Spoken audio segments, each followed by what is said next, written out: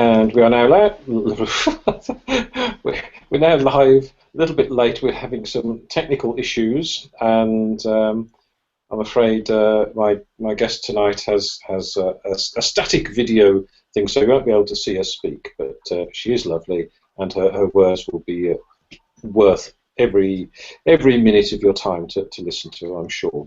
Welcome to Writer Chat, and welcome to Carlie Cullen. Hi, Carlie. Hiya, Gerald. Carlie is one of these people I've seen loitering around Facebook for it seems like years, and we've sort of chatted to each other and commented on each other's threads, and last Saturday we actually met at Essex NaNoWriMo, which was great, a great experience. Perhaps I'm overselling it a bit. But it was good to meet you at last. Yes, definitely, and you. Loitering around Facebook? I must, before we go any further, I must apologise for anything that I say tonight, because I'm very, very tired. It's near the end of NaNoWriMo month. I'm trying to do 2 projects at the same time, and I'm short of sleep, and my keeping concentration is not the easiest thing at the moment. And we had a chat last night with a couple of Essex authors, and hello, and we had a sort of great chat, and we went off air, and we just talked for England. Then it went on for another half an hour, which is we should have kept the metaphorical cameras rolling, but. Anyway, enough of this. Oh, see, I'm rambling. This is hopeless. Ever the professional. So, Carlie, you have written, and you have written a series of 3 paranormal romance novels. Yes. What's a paranormal romance novel for those that might not know? Right. Paranormal romance is it's usually connected with vampires, but not always. But it's a romance story that's got a paranormal influence in it. So it could be witches, it could be some sort of like a ghost or something like that, or it could be something along the lines of a medium, clairvoyant, psychic, Okay. that sort of thing. In my case, it's vampires. I love them. and is it a romance between vampires or between vampires and non-vampires?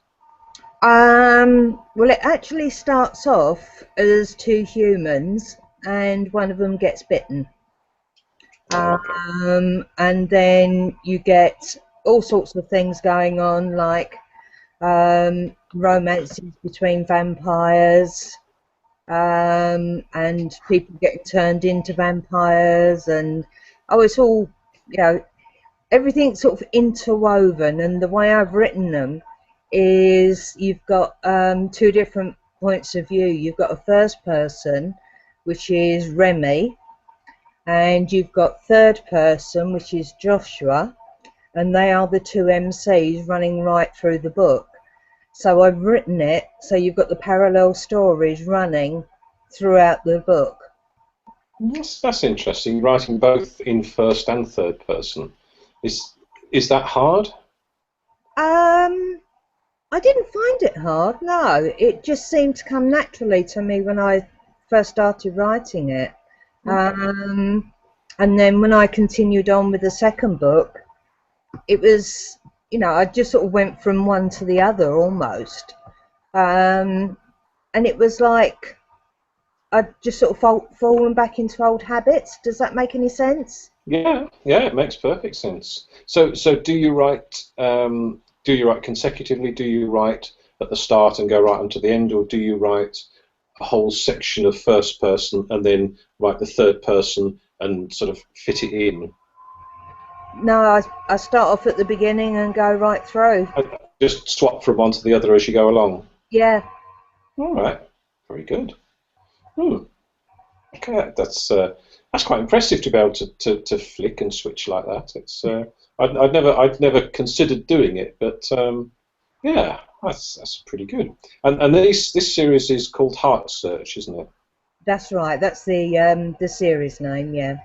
And two, one and two are already out, and three, I understand, is in edit at the moment. That's right. Yeah. Very It's good. just started second round editing on that, so I was hoping to get it out before Christmas, but realistically, I don't think that's going to happen. Mm, So I think it's going to come out in January now. okay, okay. Well, sort of no rush, is there? It's you can't push these things faster than they want to go, can you? It's if you've got to do a good job and you've got to produce a professional piece of work, and if it takes that long, it takes that long. There's nothing we can do about that. Oh, absolutely. I'm a great believer in, making my work the very best it can possibly be. And there's no way I'm going to put it out early if it's substandard. Hmm. I just, that's not fair to my readers. There's people that are clamouring for book 3 who've read the first 2 books, and there's no way I'm going to shortchange them by putting out something that isn't the best that it could be. No, I can see that. I can see, and the temptation must be to think, oh, I've done 2 rounds of edits, or I've done 1.5 rounds of edits. That's near enough. Let's get it out for Christmas. But yeah, I admire that. That to not put it out until you are completely satisfied with it. That's very good. Well, to me, my readers are everything. They are mostly unknown to me. They've paid out good money for my books, and yes, it's the 3rd book in the trilogy, but it's also quite explosive in a lot of ways, and I'm not giving away anything more about it than that. Cheese you. But it has to come out right, and there is no temptation to cut corners, not for me. Very good. Because just looking on your website, you're an amazingly busy lady, aren't you? You have so much to do. Because you're also an editor as well, aren't you, in your own right? Yes, I am. Yes, I mainly have independent and self-published authors who come to me for editing services. I'm principal editor for Eagle Eye Editors, and I've already got a queue. I'm booked up well into next year as things stand at the moment. Really? Wow. We've had to take on some associates to help cope with the work. Crikey. Wow. A lot of people writing then, must be. Oh yeah, it's great. Yes. And we're just adding to it, aren't we, when we're writing? So you never tempted to just do your own editing and leave it at that? No, I would never even try and edit anything that I'd written, because you get too close to your own work and you read things as you think they should be and not as they actually are. Yeah. And you do need a fresh pair of eyes to actually point out that you've made mistakes, and that should be a full stop, and you've put a comma in, and it's all the silly things that you think you've done right and you haven't, but more to it than that. You get so caught up in the story when you're writing it that you could have a repetition of, say, the word what's it, Right. 3 times in one paragraph, and you can't see it's there, but an editor will. Yeah. And Yeah. it's getting those things right that you just don't see yourself, which is why I never edit myself, and I would never recommend to anybody else that they try and edit their own work. because No. to be substandard, not not because they're not a good enough writer or anything like that. It's just they won't see things as clearly as a fresh pair of eyes would. Yeah. Yeah, I totally agree. Presumably, after you've written something, you do go through it once to clean it up, you know, fix any typos that you come across, something like that, or do you send out your first draft? No, I do go through it, Yeah, and again, there's so much that I miss even doing that. And you'd think that being an editor, I would be able to see things like that in my own work, but it's surprising how much I miss. And yeah, yet, if I'm doing anybody else's, I'm like eagle eye, as in the name of the company. Really, yeah, that yeah. that's part of how the company got named, actually, Really, got named after you. in a way. Very good. No, it's yeah. I think that's one of the things that most frustrates me when I see, because I'm a devotee of self-publishing, and I've self-published 1, 2, 3, well, sort of 3.5 books, and I've I like the process. I like the control. I like making all the decisions. I like the decisions on pricing and what to do with them and where to put them and all this sort of stuff.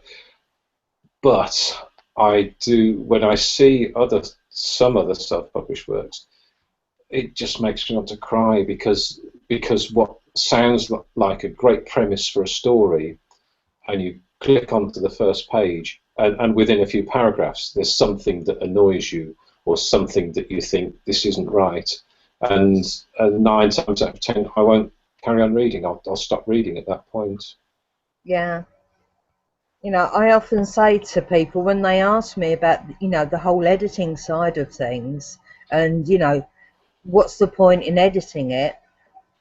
I say to them, self-publishing has had a bit of a bad rep in the past, and it's because of people who, don't get their work edited, that have put a load of crap up onto, Kindle or Smashwords or whatever, and they make it much harder for the rest of us who are perfectionists and do want to put out the best, that they can possibly do.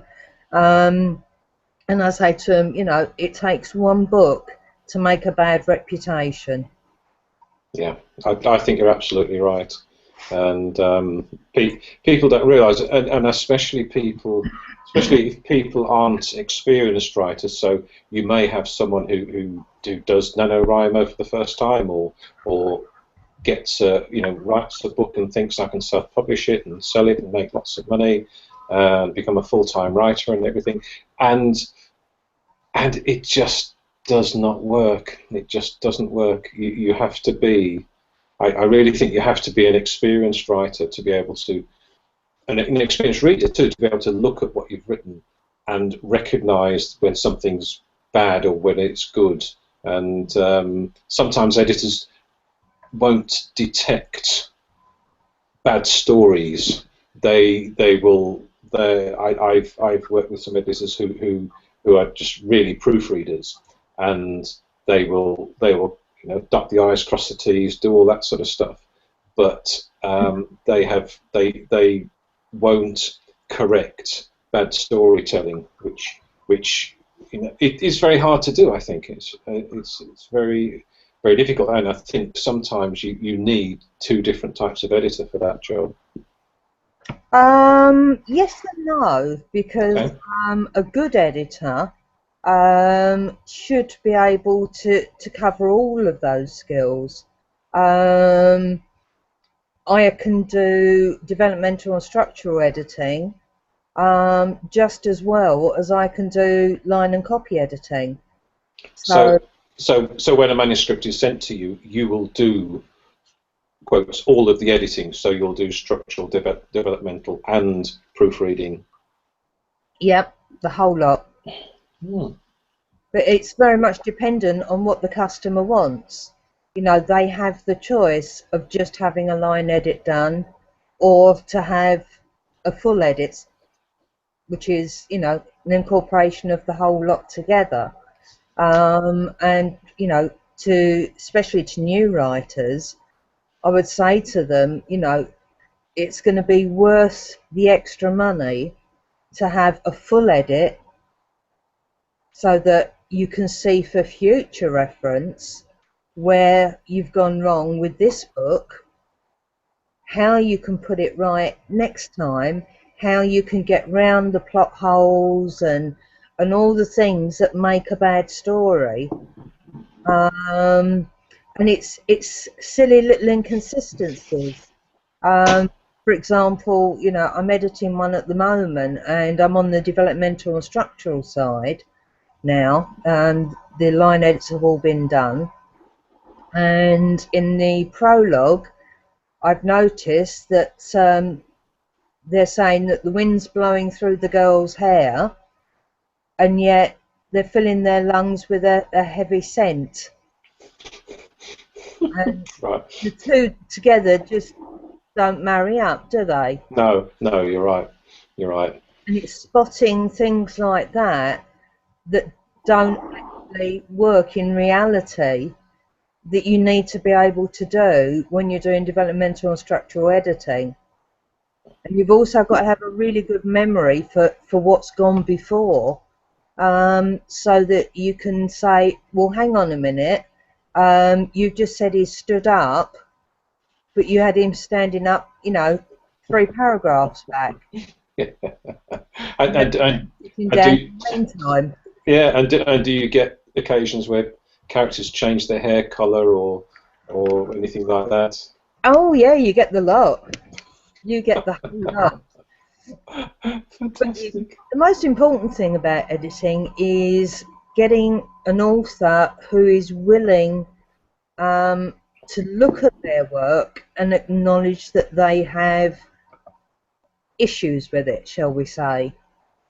The hardest thing for an editor is for somebody to be so far up their own rear end about their writing that they think they're absolutely perfect and they're not going to take any of your suggestions on board.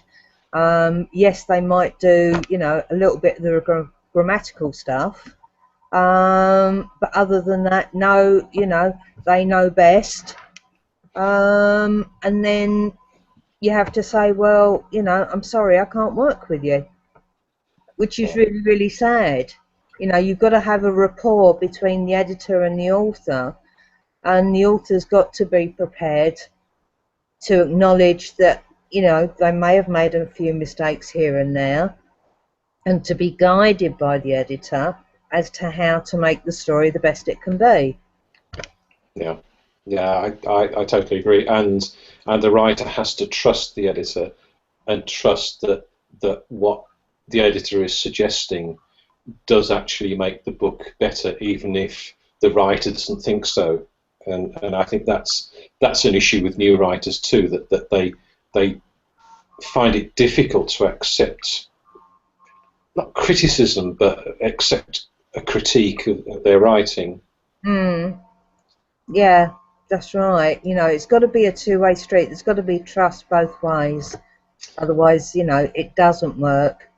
And, you know, new writers are very prone to being a little bit, you know, reticent, shall we say, at times. But, you know, you get others who are the complete opposite, whose, you know, attitude is, well, yes, I realise this is my first book. I've never done it before. I need some guidance, and I trust you to help me. Very good. And they're the sort of people you want to work with, because Sure. you know that you can guide them the right way, and they're going to take what you say on board. Yeah, I'm sure. I mean, when I first started writing seriously in 2003, I was writing short stories, flash fiction. I had very much restricted word count stories, and it takes a little bit of getting used to having other people critique your work and saying, you know, it didn't work for me, and and you think, well, it's obvious, you know, it's da da da, and that's that. But sometimes, as a writer, you just miss the mark. You think what you've got in your head doesn't come out in your writing, and that's so. I learned fairly early on the ability to accept a critique of my writing, and someone I worked with back then said, critique the writer. No, critique the writing. Don't criticize the writer. Yeah. And that's and once you as the writer understand there is a difference, and you can separate you, the person, the writer, from your product, then then it, you know, I was going to say it doesn't matter. It does matter. You put, especially for novels, you put a lot of work into it, but it's just writing, and you know, no one's saying that you're a bad writer. It's just what you produced isn't quite, you know, as good as it could be. Yeah, that's right. So, but you didn't come on here to talk about editing all the time, because you're a writer too, and you're writing something new, this NaNoWriMo, aren't you? Yes, this is going to be my fourth book, and this is pure fantasy, this one. Yes. How are you finding that transition from paranormal romance, which I suppose, no, it doesn't really have fantasy elements. Shut up, Gerald. I don't know what I'm talking about. How are you finding that transition? Are you finding it easy? Surprisingly, yes. Okay. I wasn't sure whether I would.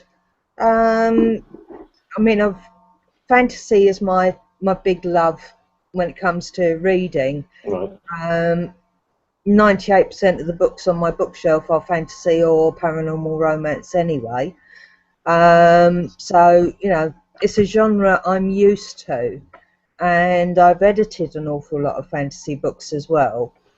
So I think because of those two, slipping into the fantasy writing was a lot easier. I did a lot of preparation before Nano anyway. Not story-wise, because I'm a pantser, not a planner. But as far as the world building and the magic systems and the creatures and all this sort of thing, I had to get that nailed down. And I've been planning this book for a while anyway, so I had plenty of time to get all the outlining done for that, ready for 1st of November. And I have to say, it's going really well. This is all written third person, which on its own is a bit different to what I've been doing recently. But I'm up to about 62 something thousand words now. Fantastic. So yeah, it's going really well. Excellent. So this might be a new sort of direction for your writing career then, into fantasy. Or if this book is well received, would you still write paranormal romance as well? Yes, I will do in the future. But I've got my next 10 books planned. 10? 10, yes. I know. Like 10, 10? I've got a 7-book fantasy series planned, which I've already got a name for the series. And I've got some sort of rough notes about that. Again, I need to do a bit more world building and that sort of thing. But I keep a pad sort of fairly close to me or my tablet, and as soon as I think of something for that book, even when I'm halfway through doing a paragraph for the Nano one, I'll quickly jot it down so I don't forget, and then I add it to the notes later on. But yeah, I've got my next 10 books roughly planned in my head, of where I'm going after this one. So that's some plan. What's this fantasy series? What's that going to be called? It's going to be called 7 Doors. Ah, 7 Doors.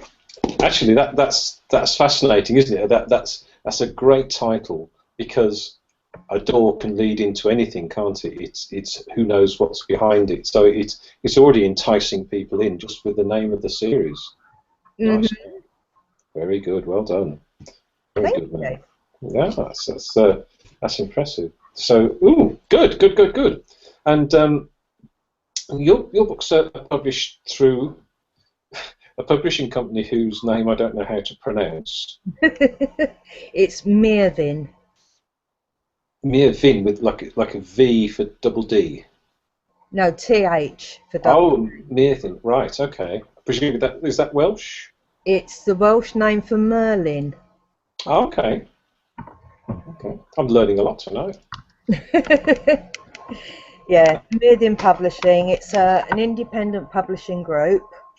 And one of the things I love about being with them is that, in effect, if you like, I'm self-published because I own all my own ISBNs.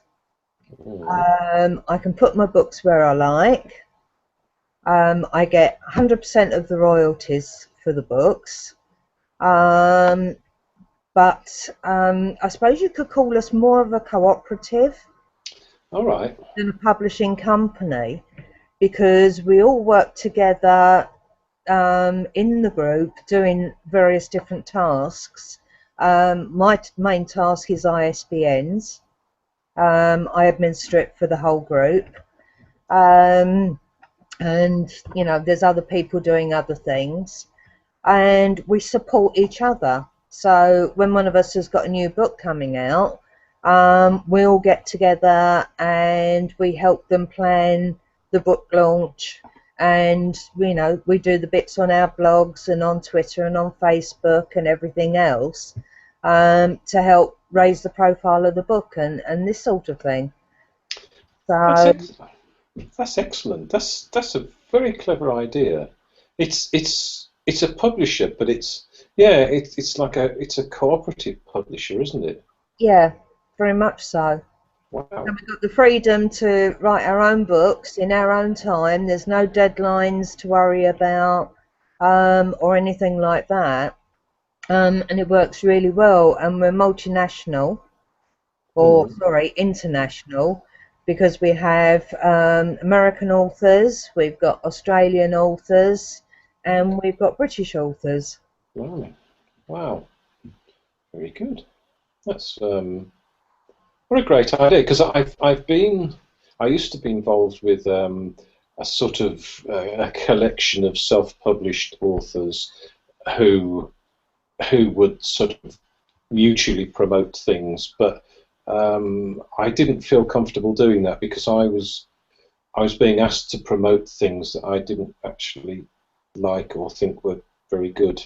So I sort of backed out of that. But if you're working as a collective, as a publisher, then you can ensure that the quality of your product is sort of top notch, and you can be proud of the product and be happy to join in with the promotion of it. Yeah, that's right. You know, part of the ethos of the publishing company is, yes, we're all responsible for our own books, um, but because we want the Mirthin name to be associated with quality work, we all make sure that the work we put out is top notch and as you know, the best it can possibly be. We also do things like trade services. Like, I couldn't design a cover for love nor money. Not a clue. Wouldn't know where to start. Um, but there's two within the group who are fantastic cover designers. So we'll swap services or trade services. So they might need a line edit. I need a cover. So we do Right, swapsies. very good. So, you know, we save each other money by doing things like that. And it works out really well. And a lot of the authors within the group actually come to me for editing anyway, even Right. without swapping services. Right. And in fact, Okay. one of them won't go to anyone else now. She's Very decided I'm her editor for life, and that's it. Like I'll lump it. fantastic. But I like it because her books are amazing. Right. So that's and who's she? Let's give her a shout out. Connie J. Jasperson. All right. She writes fantasy. She's got the Nevaeh series of books. Two are out already. The third one is in editing with moi at the moment. Well, myself and my partner. Right. And she's also got the Billy's Revenge series. The first one's out, and the second one is almost ready for editing. So yeah, she's going to keep me busy. She's quite prolific, That's I have to fantastic. say. And she's one of these people that can have like 2 or 3 books going at once, Yeah. which I couldn't do, you know. Really. No way, I have to concentrate on one and get that one finished before I start on the next one. But no, she's got about 2 or 3 going, and when she gets stuck on one, she gets writer's block on one, she'll go to another one and do some more on that. And when she gets stuck on that, she'll go to so she's going round and round in circles with them all. Yeah, it's funny. I've worked on multiple projects at once. Or that's a lie actually. I've swapped from project to project midstream, as it were, and I did that today. I've been doing this 50k 5 days thing, so I did 2 days of that. But because I had a load of lovely equipment arrived today, I was playing with that, and so I lost my writing time for the 5 days thing. So I went back to my Nano project, which I'd sort of put on hold for a few days, and it's surprising just by reading a couple of paragraphs where I finished last time. I sort of thought, oh yeah, I know where they are, I know what's going on, and I could carry on, but I would guess that yeah, not everyone can do that. They like you say, you have to concentrate, and which I admire actually. I think my mind drifts off too much, and but I think I should try and train myself to work on one project, finish it, actually finish the first draft before changing to something else. Well, everyone has their own ways of doing things. Mm. For me, it's got to be everything on the one book until it's finished, and then I'll start something else. Yes, I might do the odd flash fiction or blog post or something like that in between, but I couldn't work on a second project while I've got one going, especially this far in. Besides which, my characters wouldn't let me. Characters have this way of taking over my head, and just, I run with their ideas, and they tell me what's happening, and I just type it. Very good. So you're just a typist. You're not a writer at all. You're just a blooming typist. Thanks, Gerald. A typist with a runaway imagination. I think sometimes that's all I am. During NaNoWriMo, anyway, there's such a pressure. There's it's a limited time word count challenge, and I want to get the thing done and get it finished, and yeah, the little stories running over in my head, and I said to someone the other day that whatever the story, whatever the film is happening and it's running inside my brain, it goes straight to my fingers without me interfering with it, and it's a good process, because I'm just I've got a scene lined up in my head. I know what happens in that scene, and I just write it, and it's a good way of bashing out a load of words.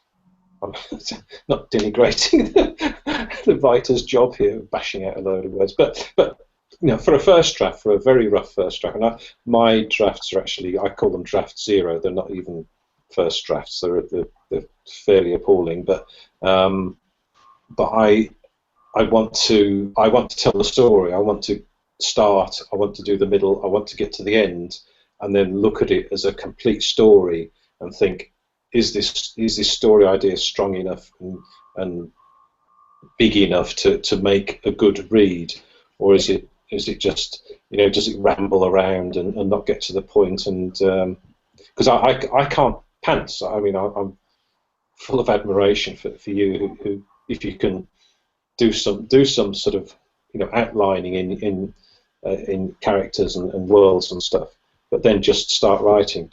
That would blow my mind. I couldn't do that.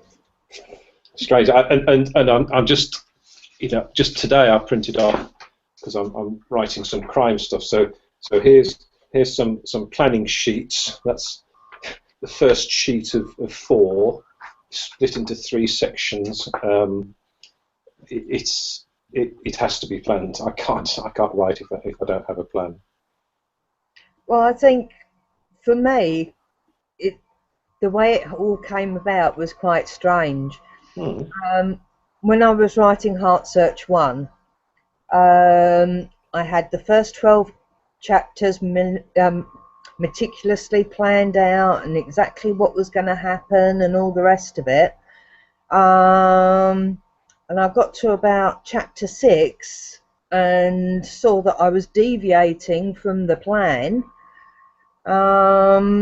And my characters basically said, no, you're going to tell our story our way, and that was it. So the rest of the chapter outlines went in the bin. They sort of took over and told me what was going on in their story, and I wrote it down, and that's the way the whole Heart Search series was written. It was all written with the characters talking to me and in a way taking over and saying, right, this is what happened next, and then this happens, and then that happens, and then I translate what they say into the story. And even though I'm not using, the same characters, because it's a completely different novel this time, similar sort of things happened with my MC this time. Right. She sort of got into my head, and she's a bit feisty, a bit stubborn, likes getting her own way. Is this based on anyone in particular, do you think? No, not that. Somebody you met once a long time ago. That's who. Oh, yeah, definitely. But yeah, she's just sort of come into my head, and she's telling me how things are progressing and what's going on next, and I translate that into the story. But my MC in this one is actually quite special, because you've seen my avatar that I use on Facebook and Twitter and everything else. Just show that for the people of the watching audience. That's the one. That is my lady, my special lady, my avatar. Well, she is the main character in this book. Oh, okay. So in a way, I've known her a long time. Really? Because she's been around me a long time. I use her everywhere. She's on my phone, she's on my computer, she's on my business cards, Facebook, Twitter, everywhere else. And I've also got a beautiful canvas picture of her that a couple of friends did for my birthday a couple of years ago. And if ever I need inspiration, I just look at this picture of her, and she gives me inspiration somehow. Wow. So, I decided that she deserved a book of her own, so she is my MC. Her name's Kaylani. And,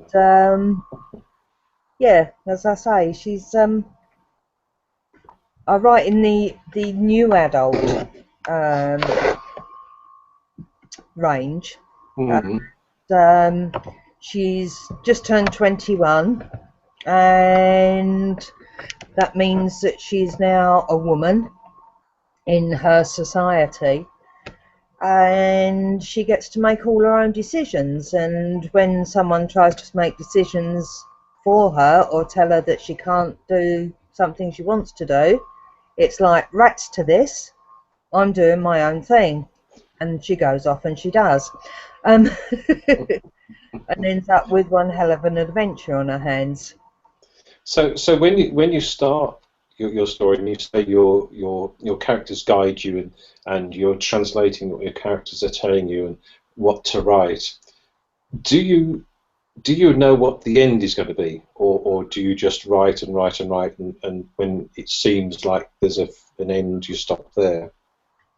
I know roughly what the end's going to be. Okay. But it's getting from A to B. That's a little bit cloudy at the moment, until she tells me the next bit. Wow.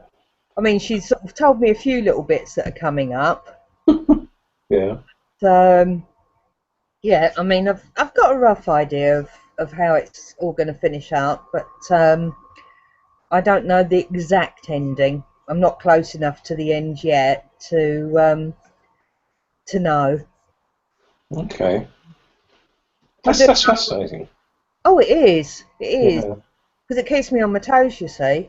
Yeah, and it's so. I mean, I don't know anything about the genre, the age grouping. That's sort of alien to me. And this idea of writing and letting, you know, the characters guide you is just way out there for me. I have no concept of how that works or anything. It would. I think if my one time, I think this is going to be my 10th win at Nano out of 11 attempts. My one loss was when I tried to pants, and I just sort of wrote myself down a rabbit hole and thought, oh, I can't be bothered. It's just I've got into this sort of. It was like a rabbit hole. It was just I went into this cul-de-sac and I couldn't get out. I couldn't think, oh, you know, this character's dead and I need him back alive now, and so I just abandoned it. Shame on me.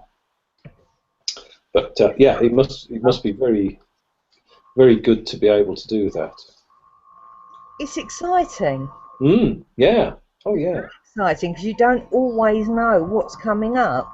I mean, as I say, she's given me a few bits and pieces, but not all of what's coming up. I've just got little like snippets, little pictures of little things that are going to happen, but where they're going to slot in, I'm not quite sure yet. Great, that's great fun. I know it sounds it. It really does sound it, and yeah, I just in a way I wish I could do that, and I have very strong control over my stories because I do plan them fairly tightly, and I have strong control over my characters too, but I don't let them have their head. As I write them, I then understand a little bit more about their characters and realise that what I planned for them to do doesn't really fit in with the character that's developed as I've been writing them. So I'll then change what I planned for them to do. But I don't think I'm a control freak generally, but I do. I like to control my writing and control the characters, and I know where I want them to be in the story, and if they're not getting there, I'll just give them a kick and push them that way. that's like chalk and cheese, aren't we, us two? You're a bully. Yeah, I know. I tell you, we won't collaborate on a book because that would be hilarious. That would, I think we'd spend more time arguing about what was happening than writing. But I think Um, sometimes it's good to let your characters have their head a little bit, even if you are, a real planner like yourself, mm, because you find out more about them that way. And sometimes you end up with a deeper character than you might have planned just by giving them that little bit of leeway, giving them mm, just a little bit. And, it might create, an interesting twist to the story that you weren't, you might not have foreseen, if you like, yeah. but which you can really, grab hold of with both teeth and run with, and still keep true to the plan that you've got. It's just a little bit of a detour to get back to where you wanted to be, sort of thing. Mm.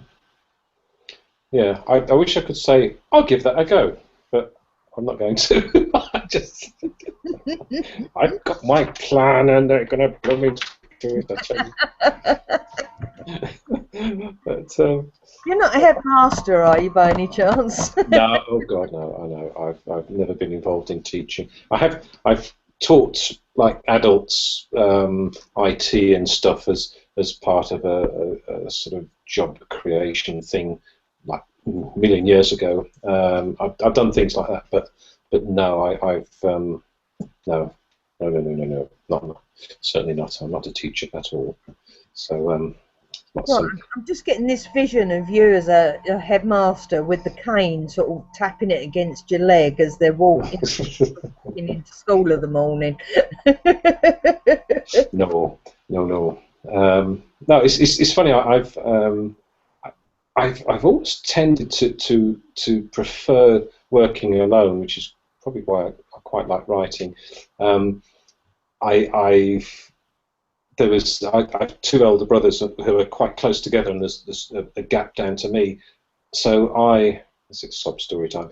I played on my own a lot when I was a kid, and I learned to play on my own and learned to do things on my own. And I think that probably started me off as being not a loner. I love people. I love the social aspects and love going out with people. But I think I prefer to work on my own. And when I did wrote with a collaborator this summer, um, that was exciting, but it had to be. Yeah, that's being a control freak or not being a control freak. It had to be in a certain. It had to work in a certain way. So we would pass ideas backwards and forwards between us. Once we'd got the story planned, because it had to be planned, of course. Once it was planned and thoroughly planned, I said, right, I'll take the first draft because I wanted to, I wanted to write it, and I'm quite happy for him to rip it apart and say no, that character doesn't work, or you should spend more time doing this, or whatever. I'm very happy for that, but I just thought I don't want to be toing and froing with someone. I want to sort of pass them something complete, and for them to pass it back to me as a complete thing. So yeah, it was. So I do like doing my own thing. Yeah, yeah. I think I should stop trying to work myself out. That's why I can't let my characters go, because who knows where they'll end up. Might end up like me. I know what you mean. I think it was because I grew up as an only child that that's well, in fact, I know that's where my love of books and writing came from. Because my parents both worked, um, and when I was old enough, I was a latchkey kid. But when I was that much younger, I used to go to my grandmother's every day in the school holidays, which was great. But she didn't have time to entertain me all the time. Mm. And when she passed on when I was 8 years old, I then went to her sister, who definitely didn't have time to entertain me. So I loved reading anyway. From the first time that I could actually read, I'd started devouring books. And from then, I used to write my own little fairy stories, make up my own um, twists on, Hans Christian Andersen ones that Mm. I read, and things like that. And it sort of went on from there. So I've always written since I was a kid, but it wasn't until about 2009, 2010 that I got the idea for the novel, for Heart, Mm. and it was only ever intended to be one book. But when I got about a third of the way through it, I thought, no, there's too much story here. This is going to be a trilogy. And I'd never planned it originally, but that's how it worked out. Mm. So I can understand what you mean by, working alone. Um, I don't know how well I would collaborate on a book because of the fact that I'm a pantsy. Yes, I can come up with ideas and throw ideas backwards and forwards. Um, but yes, I like having that control of being able to actually write the story. Yeah. So I don't know. I don't know how that would work for me, to be honest. It's interesting. I had somebody else contact me a couple of days ago saying that um, they'd been writing something which was outside their genre, um, but they quite enjoyed writing it and think they'd done a good job. But they actually wanted to pass the idea on to someone that they thought would do an even better job with it. And was I interested? Which is how my collaboration started out. It was a guy I was chatting to, and he said he'd always wanted to write a story, but he didn't know how to go about it, and so he told me the idea behind it, and I thought, well, it sounds like a pretty good idea, and so we chatted. Crikey, it was about 2:30 in the morning. We were talking, and see red wine. You see, just time flies by, and so we chatted, and then we sent emails, and then we were once we decided to work together, then we created a Scrivener file, and we would just pass that back and forth through a Google Drive, Mm. and it was a a sort of fantastic experience to see what he did a lot of the sort of world building for that particular project, and character definitions and all that sort of stuff. And although we talked about them, he would find an actor who summed up the sort of person that we'd like to play this character. So we put pictures of them in the Scrivener file, and maps and things like that for locations. And it sort of, by the time we were ready to write, there was this big picture of the characters and the locations that I knew so well, and that he'd mostly done. That writing it was more or less just to play the film, write the story, and just keep doing that. So that worked pretty well. But yeah, there's sort of after the I think what's that phrase? When you're both working on something, brainstorming, that's the word, tricky word. I think when you're brainstorming, it's great to bounce ideas off each other. When it comes to write, I think it changes things, and it certainly did for me. And when we were brainstorming, I thought, how are we going to write this? How we can't take a chapter each because we've got slightly different styles, and we can't take a character each because that wouldn't work. So yeah, I just offered to write the first draft, which I did, and I think then from that moment on, it's going to work a lot better as a whole piece then that gets passed back and forth. Yeah. So I think from the sound of it, you probably work along similar lines. Brainstorming great back and forth, but once it came to write, I think you probably want to just go off and do it. Yeah, very much so. Yeah. Very much so. How's your nano piece coming on? It's coming on very well. I'm quite surprised. I don't hate it. I normally get to week 3 and hate and despise it and want to throw it in a bin. But no, because I've planned it properly. You see, just. Okay. No, it's good. It's going where I want to. I think that the pace is pretty good, pretty even. It's a thriller, so it's every time they move to a different situation, there's another piece of tension that gets rolled up into it that they have to resolve, and it's working really well. I've done a bit more today. I've 47.5k. So that I'll finish that easily. And my other thing, the 50k 5 days, is just under 20k, which is crime fiction, and that's I'm actually planning this crime book better than I've planned other crime books, and I'm finding that a help because I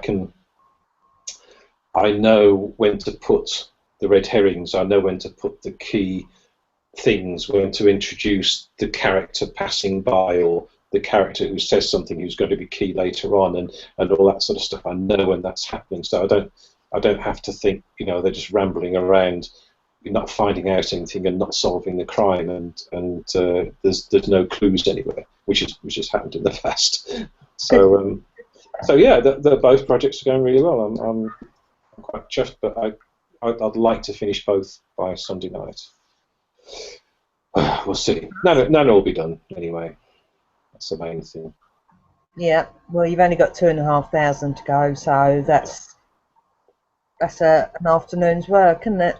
Well, it is actually, and I sometimes feel guilty for saying things like that because there are people who find it difficult to write large numbers of words and who just write more slowly and perhaps with more thought about what they're writing and more consideration for what they're writing. But I've Jem Thompson, who's in the Suffolk group, she posted a link to an app which is like it's a writer's journal, but you can start the timer. Right. Stop the timer. Put the amount of words in. It gives you words per hour. And I've regularly been hitting between 1,800 and 2,200 words an hour. So I just know at 47.5k, 50k is it's probably not an hour, but it's a couple of hours at the most. But it's the other thing that's I did just over 10k yesterday, and it was hard. It was tough. So yeah, well, 10k in a day is really going some. Yeah, it's. I think the most I've ever done in a day is about 8.5. And I'm absolutely shattered at the end of it. Yeah, I know. I wasn't in it. No, I was up late last night. I was determined to get to 10k, and I was quite glad when I decided about mid-morning today, thinking, I've got other things that I want to do, so I'll have a gap from the 5 days thing. But I know I've got to restart that tomorrow because I've only got 3 days left. So I know. We'll see. But if like we've been saying all month long to other people, really, if I don't make it, it's no big deal. It's I won't feel a failure. It's just something I'd like to do, but if I don't get it done, then it's neither here nor there. Well, I've never lost Nano yet. This is my 4th year of doing it, and I've won every year. So it's like failure's not an option anymore. Very good. Yeah, I think it's you either do challenge yourself and want to push yourself, and some people don't respond well to pressure. I do. I need to be pushed sometimes, and I quite like the a little bit of pressure to do something. It does sort of motivate me more. But there are people who don't like pressure and don't want to work under pressure, and you understand that. That's how they are. Yeah, so Nano's not really for them, is it? No, no, Not no, really. But no. what really sort of kick-started this year's Nano for me was myself, my daughter, and a good friend, Sarah Jane Bird, who I know you know quite well. Yeah. The three of us went off on a writing retreat, and we had 4 days in a cabin in Sherwood Forest, which I have to say was absolutely amazing. Really. The ambience of the whole place, I mean, it was, for a start, the cabin was a lot more luxurious than we were even thinking it was going to be, which was a real bonus. Plus, it had a hot tub. We knew that in advance, though. We booked it. You meant to be able to write, not sit in a hot tub. Now, that was our reward at the end of the day. Yeah. But, just being in the middle of the woods and seeing, the wildlife, and we had this little robin that used to come and visit us every day. Mm. And he'd sit on the fence post just outside the big French windows of the lounge, and he'd just sit there and look at us typing away, and it just, the whole atmosphere of it was so conducive to writing, and it was so relaxing at the same time, that all three of us did really, really good word counts while we were up there. And as I say, it was only 4 days, but those 4 days made a big, big difference. It really kick-started Nano for me. I bet it did, yeah. Just sort of gone from strength to strength sort of ever since, really. It's good. It's good. One of my top tips on my blog is for Nano is to get a head start, and to not just make the first word count, but to make preferably the second word count, or even more for the first day, because as soon as you start to fall behind, then you put more pressure on yourself, and you start to feel like you're beginning to fail, and that's no one wants to feel like that. So. Oh God, no, that's an awful feeling. I mean, because I was driving to make the journey up there, I knew that I wouldn't get that much done on the first day, which was the Monday. I think it was the 3rd that we went. So I'd written enough on the 1st and 2nd, so that if I didn't get much done on the 3rd, then I was covered, and I didn't have to worry about it. And the same with going home.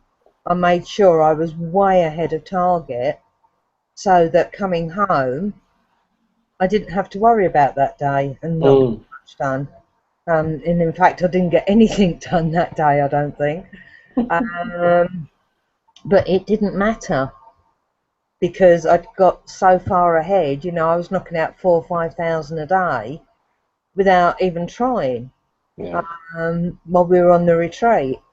So that got me so far ahead that I hit the 50,000 on the 20th of November. Very good. Very good. So, but that retreat was so good that the three of us are going back next year. Very good.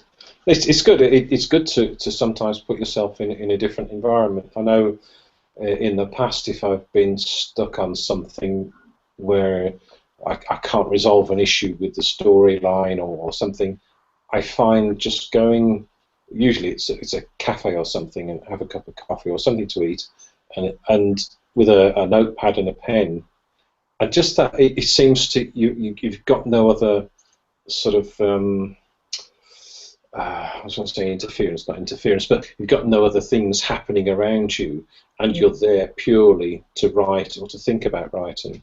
And I can see that working. I can see that if you're there and you're three writers, what are you going to do? You're going to write. It's sort of fairly obvious. Well, that was the whole, reason for going. It was as a writing retreat, and the hot tub was an added bonus. As I say, it was our reward at the end of the day for a hard day's writing, sort of thing. And I think that's a great way of doing a retreat, because I think sometimes retreats, and I've got somebody waiting to come on when she gets a decent internet connection, who actually runs a writing retreat in the West Country. So it would be interesting to hear what she says about how she runs the writing retreat, and because I think a lot of them are like you're given exercises, and you do different sort of projects together and then separate. But I think I quite like the idea of going somewhere where you work on your project, full stop. And that's why I quite like the write-ins that we've done this month. And I always try and get there early, so on my own, of course. But I get some. Again, it's getting some words down, getting 1,000 words in or something. So you think, right, when people turn up now, I can have a chat and I can relax a bit more, because I know that I'm already sort of halfway towards doing the daily word count. Yeah, I know what you mean. I don't think I respond well to a writing retreat where you're given exercises and things like that to do. I like to do my own thing. I've got my own way of writing. With this being my 4th book now, I've got myself into a rhythm of writing, and for me, I've just got to sit down and write. I don't want exercises and group work and all the rest of it. And the beauty of this place that we went to, I'll give them a little plug. It was Forest Holidays. Right. I'll write that down. And they've got various venues around the country, but we decided to go to Sherwood Forest.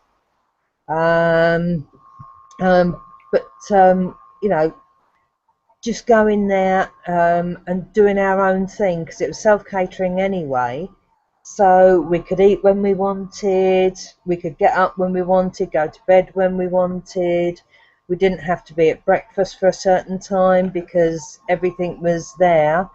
If we didn't want to make lunch and we wanted to snack on biscuits and cakes and all sorts of naughty things, we could. That's wonderful. And did, I must admit. And then, when we were ready, we'd have dinner and this sort of thing, and it just worked so well. I can see that. It suited all of us. It really did. And you know me, I'm disabled anyway, and having a disabled cabin was obviously a lot easier for me. But even so, the whole thing was just comfortable and relaxed, and we just got on and did our own thing. We stopped and had chats in between times. We had a bit of a laugh. Took the mickey out of Sarah Jane when she was doing some of her video vlogs. Who'd want to spend their time talking into a computer? How ridiculous is that? Oh, she wasn't talking into a computer. She had her camera like that. The camera, yeah. I've done that as well. No, it was just really good. It was a good mix. The three of us get on so well, and we're all sort of like-minded. We've got the same sort of sense of humour and this sort of stuff, and it just worked really, really well for us. So it's something I would recommend, but you've got to have the right personalities around you, I think, to really make it click. Oh, crikey, yeah. I can see that. I can see that become a horror show at some point if you got the wrong people. Yeah, very much so. Right. Well, we've been chatting away for over an hour now, so I think for the benefit of the people, we've got 2 people watching live. One of them's probably Barry from Suffolk. Hi, Barry, if you're watching. he's one of, I don't know, I don't know if he's a stalker or he's just he's just a fan of these. He's I don't know. Yeah, he loves watching them. So hi He's a Barry. fan. He's a He's a fan. fan, not a stalker. Nothing creepy about it at all. He's just a no. He's a nice bloke, and we're going cycling together next. Well, when the weather's better.